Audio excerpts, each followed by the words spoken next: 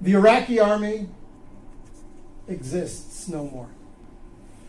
The Syrian army is down to at least 50% of its size of 2 years ago. The Egyptian army, all of its 14 divisions, maybe 7 are in any way active, not corroded, corrupt, falling apart. The Arab military threat to Israel has evaporated.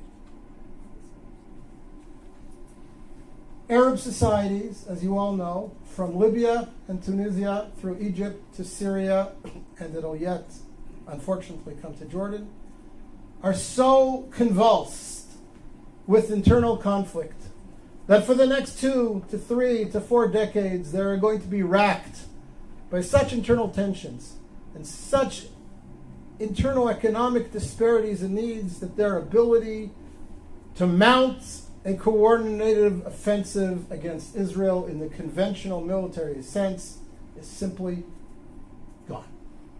It's gone. It's gone.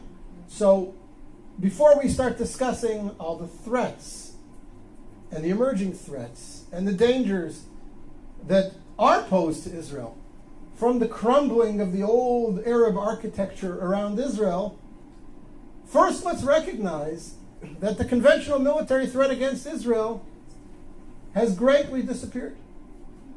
And that is a net gain for Israel. It has tremendous long-term significance. Now, we all know that there are new threats emerging. What was the authoritarian control over countries like Egypt, where the security services had penetrated every element in society. You couldn't burp, you couldn't breathe, you couldn't blow your nose without somebody in the security services knowing about it. That's all gone. Morsi doesn't have control over the streets of Cairo, never mind the sands of Sinai, and whoever emerges as the leader or one of the leaders in Syria towards the future will never have the same authoritarian control over the country that Assad's mukhabarat, his security services, had. So that creates potential for great conflict. We all know about the threat of weapon stocks, missiles spreading all over, new weapon systems coming into the region, whether it be from Iran or from Russia. All these pose security threats to Israel that Israel will have to deal with in the coming years and perhaps decades. But the conventional military threat, the Israeli fear that the combined armies of Egypt, Iraq, Syria are going to mount a coordinated offensive like they did in the Yom Kippur War against Israel, that's gone. That's gone, thank God, it's gone. And therefore I say to you, again, Israel is winning.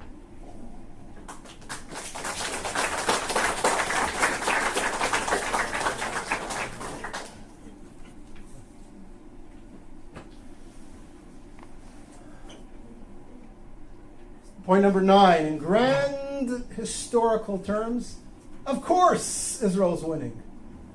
Look at the society that's been created in Israel. Look at the creativity of the Israeli community. Look at the vibrancy of life in Israel. I look at my kids. I have a son-in-law who's a software engineer in Israeli military intelligence. I have a daughter doing her PhD in genetics at the Hebrew University. I have a daughter studying architecture at Ariel University in Samaria. I have a son completing his bachelor's degree in computer science in high school, and he will graduate high school with his degree in computer sciences, and he has studied intensively 17 tractates of the Talmud, and he knows his Bible inside out and backwards. And I have 2 younger kids who are in younger grades, and I look at them and I see their contributions and their future contributions to Israeli society, and I look at their friends who are all doing similar exciting things, and one of my daughters is a little bit of an artist as well. And you look at this and you say, what a wonderful youth we have, what a powerful country we have.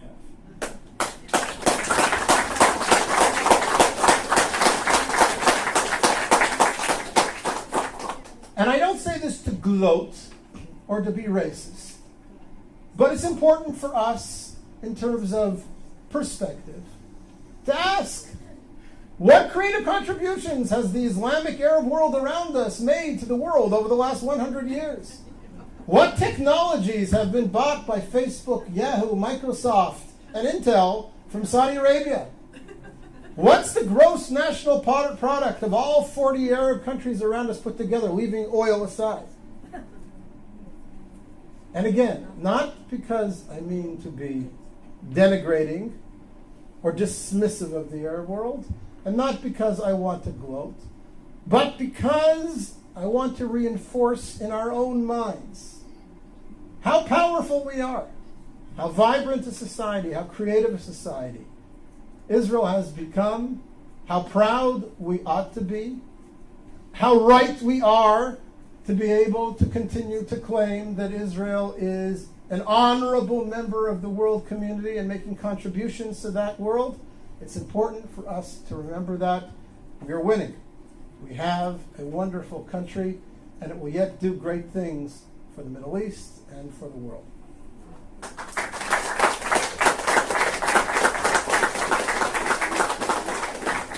And I forgot, we now have gas.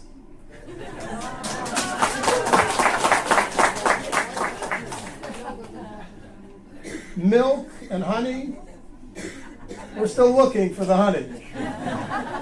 And oil, I don't think we're going to ever find, although there is shale oil under much of central Israel, which could take another 50 years to extract.